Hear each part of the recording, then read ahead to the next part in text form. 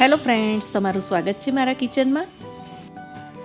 આજે આપણે બનાવીશું સોજીના ખાટા ઢોકળા। આ સોજીના ઢોકળા માત્ર 20 થી 25 મિનિટમાં જ તૈયાર થઈ જાય છે। જો તમે પણ ઘરે અવનવા નાસ્તા બનાવીને ખાવાના શોખીન હો તો સોજીના ઢોકળા બનાવવાની આ રેસીપીને જરૂરથી ટ્રાય કરજો।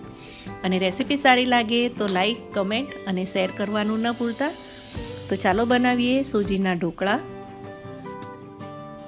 ઢોકળા બનાવવા માટે એક પેનમાં અહીંયા 1.5 વાટકી મેં સોજી લીધી છે અને આ માપ એ જે મેજરિંગ કપ આવે છે એ પ્રમાણે છે, તો 1.5 કપ સોજી લઈ લેવાની। હવે તેમાં થોડી થોડી કરીને છાશ ઉમેરવાની અને તેને સરસ રીતે મિક્સ કરી લેવાનું છે। અને છાશ થોડી ખાટી હોય તેવી લેવાની, એનો ઢોકળામાં સ્વાદ બહુ જ સરસ આવે છે। અત્યારે આમાં મેં 1.5 કપ જેટલી છાશ ઉમેરી છે।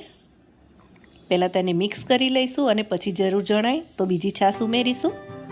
અહીંયા બેટર થોડું થીક છે તો તેમાં ફરીથી 2 ટેબલસ્પૂન જેટલી છાશ ઉમેરી લીધી છે।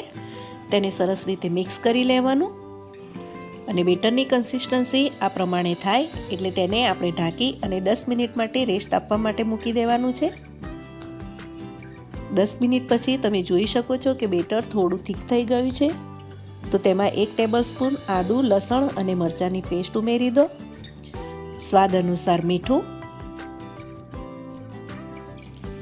1/2 ટેબલસ્પૂન ધાણા જીરુંનો પાવડર, 1 ટીસ્પૂન હલ્દી પાવડર અને તેમાં ઉમેરવા માટે અહીંયા મેં ઈનો ફ્રૂટ સોલ્ટ આવે છે તે લીધો છે, તો અડધું પેકેટ એ ઉમેરી દેવાનું। હવે ઈનોને એક્ટિવેટ કરવા માટે તેમાં ફરીથી 2 ટેબલસ્પૂન જેટલી મેં છાશ ઉમેરી છે।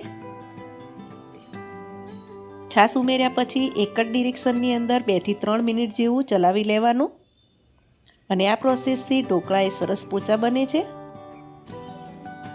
આ રીતનું બેટર તૈયાર થઈ જાય એટલે બીજી સાઈડ અહીંયા મેં ઢોકળા બનાવવા માટેની ટ્રે લઈ લીધી છે, તો તેને તેલથી ગ્રીસ કરી દઈએ।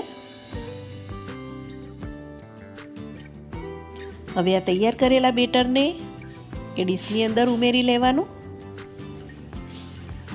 અને સરસ રીતે ચારે બાજુ ફેલાવી લેવાનું છે। હવે બીજી સાઈડ મેં પાણી ગરમ કરવા માટે મૂકી દીધું હતું, તો તેની અંદર આ રીતે ટ્રે મૂકી અને ઢોકળાવાળી ડીશને મૂકી દઈશું। હવે તેની ઉપર કાશ્મીરી લાલ મરચું આ રીતે થોડું થોડું સ્પ્રિંકલ કરી દઈશું। ફ્રેન્ડ્સ, જો તમે મારી ચેનલમાં પહેલી વાર વિઝિટ કરી રહ્યા હોય તો ચેનલને સબસ્ક્રાઈબ કરજો અને બાજુમાં આપેલા ઘંટીના બટનને પ્રેસ કરજો, જેથી તમને મારા આવનારા તમામ નવા વિડીયોઝની નોટિફિકેશન સૌથી પહેલાં મળતી રહેશે। હવે તેને ઢાંકી અને 10 થી 12 મિનિટ જેવું મીડિયમ ફ્લેમ ઉપર થવા દેવાનું છે। હવે 10 મિનિટ થઈ ગઈ છે તો આપણે તેને ખોલી અને ચેક કરી લઈએ।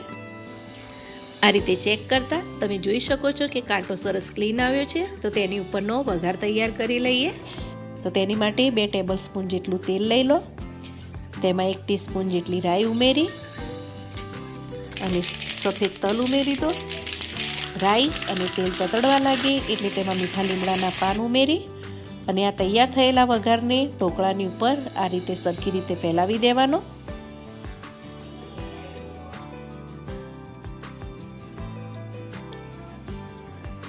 અને તે સરસ રીતે ઠંડુ થઈ જાય એટલે તમારે જે પ્રમાણે નાના કે મોટા ઢોકળા ગમતા હોય તે પ્રમાણે તેને કટ કરી લેવાના। અહીંયા કટ કરતી વખતે તમે જોઈ શકો છો કે ચાકુ એકદમ ક્લીન નીકળે છે, તો ઢોકળા એ સરસ રીતે અંદરથી પણ કૂક થઈ ગયા છે।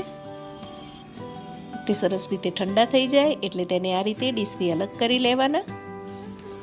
તો અહીંયા તૈયાર છે રૂ જેવા પોચા અને ખાવાની મજા આવે તેવા ટેસ્ટી ખાટા ઢોકળા।